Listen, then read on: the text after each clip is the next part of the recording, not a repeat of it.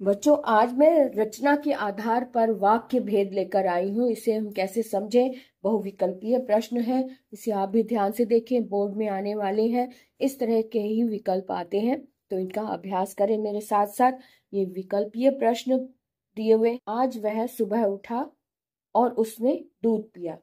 अब यह बहुत ही आसानी से समझा जा सकता है कि इसमें और लगा हुआ है। दो वाक्य हैं। ऐसे वाक्यों को बहुत ही आसानी से समझा जाता है कि जिसमें और लगा होता है, तथा लगा होता है, अथवा लगा होता है, या लगा होता है, या क्योंकि और इसलिए वाले शब्द भी होते हैं जो संयोजक के रूप में लग जाते हैं। लेकिन और, तथा, अथवा, या इस तरह के वाक्य एकदम स्पष्ट रूप से बता देते हैं कि ये संयोजक शब्द है और दो सरल वाक्यों को इसने जोड़ा हुआ है। और जहां दो सरल वाक्यों को जोड़ने वाला संयोजक शब्द लगता है, वहां पर संयुक्त वाक्य होता है। बहुत ही सिंपल वे में हम स्पष्ट रूप से इसे देख सकते हैं कि यहाँ पर संयोजक शब्द लगा है, इसलिए ये संयुक्त वाक्य है।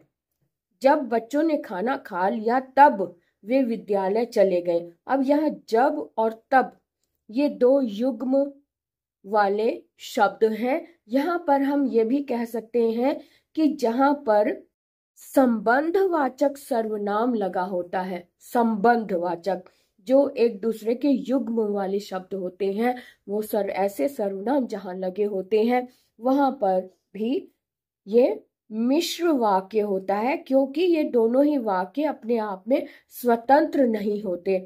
एक आश्रित वाक्य होता है और एक आश्रित उपवाक्य होता है। तो इसके आधार पर, यानी जब और तब, ये स्पष्ट कर रहे हैं कि यहाँ पर कोई भी स्वतंत्र वाक्य नहीं है। इसलिए जहां पर स्वतंत्र वाक्य नहीं होता, दो वाक्य होते हैं लेकिन संबंधवाचक सर्वनाम से जुड़े हुए होते हैं, उसे हम बहुत ही स्पष्ट रूप से पहचान लेते हैं कि यहाँ पर मिश्र वाक्य है ना। तो यहाँ पर हमने पहचान लिया कि यह मिश्र वाक्य है। को हम लोग मंदिर गए क्योंकि हमें दर्शन करने थे। अब यहाँ हम लोग मंदिर गए, ये एकदम स्पष्ट सरल वाक्य है ना। लेकिन क्योंकि ने हमें थोड़ा सा दुविधा में डाल दिया कि क्योंकि का मतलब है कि कारण। कारण तो हमने यहाँ पे बताया है कि क्योंकि हमें दर्शन करने थे। लेकिन यहाँ पे एक शब्द में कॉमन दोनों में ले सकते हैं। जहाँ सरल वाक्य आपने देखना है कि सरल है या नहीं। हम लोग मंदिर गए एकदम स्पष्ट रूप से सरल वाक्य है, क्योंकि अगर ये वाक्य नहीं लगाए तब भी ये अपने आप में स्वतंत्र है। अब हमें दर्शन करने थे, अब यहाँ पर हमें मंदिर में दर्शन करने थे, कॉमन रूप में हमने मंदिर अगर यहाँ लगाया तब भी ये वाक्य भी स्वतंत्र वाक्य हमें दिखाई दे रहा है और सरल वाक्य भी दिखाई दे रहा है। तो इसलिए यहाँ पर हम क्योंकि को हम संयोजक रूप में ले सकते हैं। संयोजक शब्द है ये क्योंकि, इसलिए हम कहेंगे कि यहाँ पर ये संयुक्त वाक्य है, स्पष्ट रूप से संयुक्त वाक्य है। ठीक है। जब पर तब आधारित है, तो यहाँ पर ऐसे वाले वाक्य एकदम स्पष्ट रूप से मिश्र वाक्य होते हैं। जब और तब संबंधवाचक सर्वनाम भी है और साथ में ये योजक भी है, यानी कि ये बता रहे हैं कि ये वाक्य दूसरे वाक्य पर आधारित है या आश्रित है। आगे देखें, रहने वाले रहेंगे और जाने वाले चले जाएंगे। यहाँ दो वाक्य हैं। इसमें पता कैसे चलता है कि दो वाक्य हैं? दोनों वाक्य होते हैं और दो वाक्य तभी माने जाते हैं जब दो क्रियाएं होती हैं।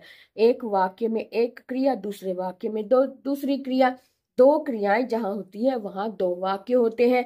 तीन क्रियाएं हैं तो तीन क्रियाएं होती है। अगर किसी वाक्य में एक क्रिया है तो इसका मतलब वो एक वाक्य है। यहाँ पर दो वाक्य है लेकिन और शब्द ने दो वाक्यों को जोड़ दिया। अब रहने वाले रहेंगे, जाने वाले चले जाएंगे। यहाँ और शब्द ने स्पष्ट रूप से बता दिया कि ये संयुक्त वाक्य है। उसके बाद देखो, मैं उस लड़की से मिला था जिसने नृत्य किया था। ये अपने आप में सरल वाक्य नहीं है, अपने आप में ये आश्रित वाक्य है, एक दूसरे पर निर्भर करने वाले वाक्य हैं। मैं उस लड़की से मिला, उस, जिसने, उस और जिसने शब्द ने हमें स्पष्ट कर दिया कि ये अपने आप में ये निर्भर करने वाले वाक्य हैं, स्वतंत्र वाक्य नहीं है। जहां स्वतंत्र वाक्य नहीं होते वहां पर मिश्र वाक्य होता है। तो ये मिश्र वाक्य हमें समझ में आ गया। उसके बाद देखो, थैला उठाकर पिताजी दफ्तर चले गए। अब यहाँ देखो, एक क्रिया है यहाँ पर, है ना, एक क्रिया है। एक क्रिया का मतलब ये एक ही वाक्य है। तो थैला उठाकर पिताजी दफ्तर चले गए, इसका मतलब ये एक वाक्य है और सरल वाक्य है।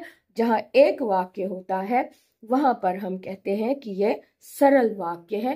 तो इसलिए हमने इसके ऑप्शन में सरल को ढूंढा और सरल पर हमने टिक लगा दिया। ठीक है, हम लोगों को दर्शन करने थे इसलिए हम मंदिर गए। अब यहाँ पर इसलिए संयोजक शब्द के रूप में आया है। हम लोगों को दर्शन करने थे अपने आप में सिंपल वाक्य है, सरल वाक्य है और अपने आप में स्वतंत्र वाक्य है। तो इसलिए हम मंदिर गए, ये भी अपने आप में स्वतंत्र है, ये भी स्वतंत्र है। तो इसलिए शब्द ने दो वाक्यों को जोड़ दिया, इसलिए हम कहेंगे कि ये संयुक्त वाक्य है। ठीक है ना। उसके बाद देखें, मैं एक ऐसे आदमी से मिला जो 2 फुट लंबा था। अब मैं एक ऐसे और जो, ये युग्म हो गए, ऐसे और जो, इन दोनों ने ये स्पष्ट कर दिया कि वाक्य आश्रित वाक्य है, अपने आप में स्वतंत्र नहीं है। मैं एक ऐसे आदमी से मिला। अब ऐसे शब्द ने कहा कि ये तो इसके आगे कुछ और भी होना चाहिए, यानी एक और भी वाक्य होगा जो इस पर आधारित है। तो इसलिए हम जब ऐसा वाक्य हमारे सामने आता है जो दूसरे वाक्य पर आधारित होता है, वहां पर मिश्र वाक्य, तो यहाँ पर मिश्र वाक्य पर हमने टिक लगा देना है, मिश्र वाक्य। ठीक है। 10वां वाक्य है, आज उसने दूध पिया क्योंकि वह सुबह उठा है। आज उसने दूध पिया क्योंकि वह सुबह उठा। अब यहाँ पे क्योंकि आज उसने दूध पिया, ये अपने आप में कंप्लीट वाक्य है, सरल वाक्य है। आज उसने दूध पिया सिंपल वे में कह सकते हैं, और वह सुबह उठा, ये भी अपने आप में स्वतंत्र और सरल वाक्य है।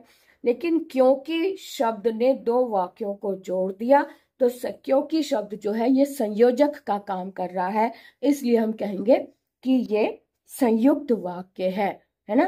तो इसलिए हमने इसको अच्छे से समझ लिया।